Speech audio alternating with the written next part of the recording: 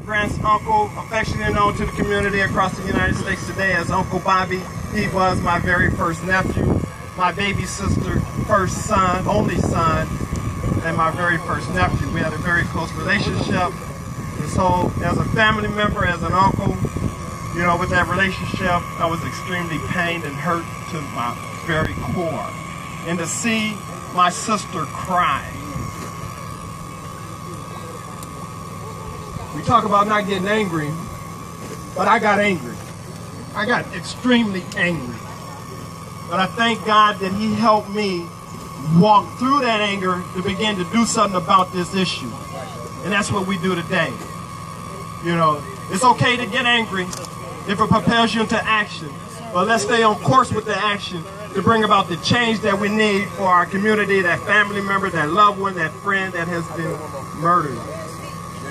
Have all of you seen the movie Fruitvale Station? Can I see your hands? Well, if you haven't, and if those that have, come this afternoon. The movie will be screened and we will have a panel discussion. We will be talking about the issues that are plaguing our community, of course what the movie was about, and what you can do as a community to continue to bring about the change that we need in our community.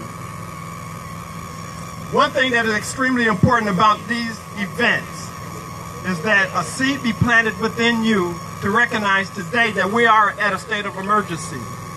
The Malcolm X Grassroots Report reports that every 28 hours, a black man, black female, or black child will be killed across the United States by either a police officer, a vigilante, or a security guard. Security guard, George Zimmerman. Vigilante, George Goodman. Michael Dunn.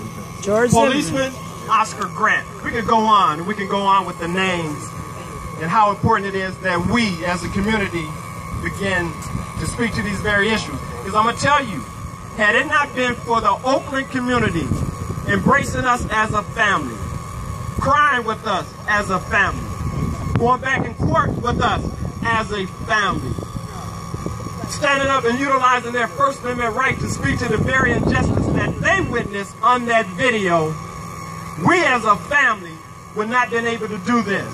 So I just encourage you to embrace Crystal, to embrace Goldie. She lost a loved one. To embrace these teary-eyed mothers. Become pained by that. That's right, so you can do something. Become pained by that. Jeez.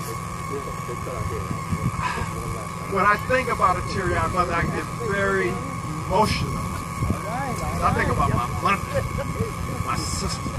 I think about all these mothers I've met, Crystal, Jackie, Erica, Goldie I just met. Seeing Crystal sit next to her, embrace her, as she watched the dancers dance and she began to cry because she thought about her loved one being murdered. That embrace is powerful. This community has to recognize how important it is for us to embrace one another. Because I'm telling you, had it not been for the video, none of us would know who Oscar Grant is today. That's right. It was the community that saw that and pulled out their cameras and began to videotape what was happening. So I implore all of us today, anytime you see a young man accosted in the street or female accosted in the streets by the police, stand at a safe distance, pull your cameras out, and record. It was by the gift of God that Marlon Brown was caught on tape because of the dash cam. Come on. That is extremely important. The best evidence that we can ever have. But it can't end there. It takes all of us to come together as a community, to embrace these families, to love these families, to stand up. Because I'm going to tell you, it was for the first time in California state history that an officer, because of the video, was arrested, charged, convicted, and sent to jail. Yeah. That's historical. It's historical. That's what it is. No And it victim. don't have to end in Oakland, California with Oscar. That's right. It does not. It's this community speaking to that very video that Attorney Kramer's talking about, right?